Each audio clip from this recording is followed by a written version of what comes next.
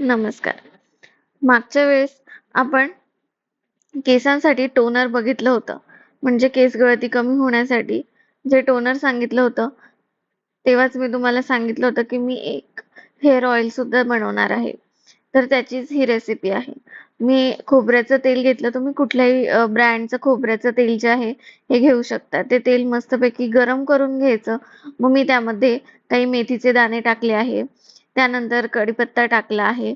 Rosemary जी माझ्याकडे होती ती सुद्धा टाकली आहे मी याच्यामध्ये आणि एकदम व्यवस्थित हे जे आहे कडकडून गरम करून घ्यायचं आहे. म्हणजे तुम्ही जे पण इन्ग्रीडियंट्स त्याच्यामध्ये टाकतायत त्याचा पूर्ण अर्क जो आहे तो त्या तेलामध्ये उतरला पाहिजे. त्यानंतर माझ्याकडे जास्वंदाची फुलं होती ती सुद्धा मी याच्यामध्ये टाकली आहे आणि काही कापूर जो आहे त्या कापराच्या वड्या सुद्धा याच्यामध्ये मी टाकल्या आहे.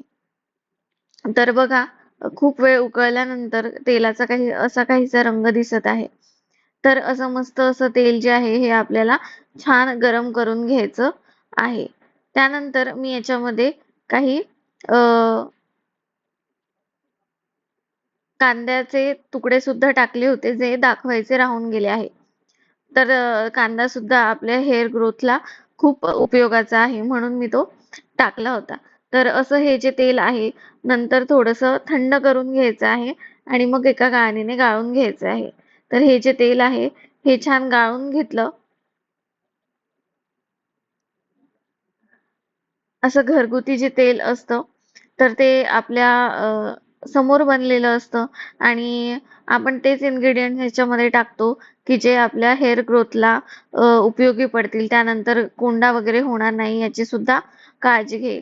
तर असं हे जे तेल आहे हे मस्त असं तयार आहे. तर हे जे छान तेल गाळून घेतलं आहे त्यानंतर ते एका बॉटलमध्ये भरून घ्यायचं आहे. माझ्याकडे अशी एक बॉटल होती रिकामी ज्यामध्ये मी हे तेल ओतून घेते आहे. तेल भरून घेते. तर असं हे तेल तुम्हीही नक्की तयार करून बघा. खूप इफेक्टिव्ह आहे. मी आता 1 महिना झाला हे तेल वापरते आहे.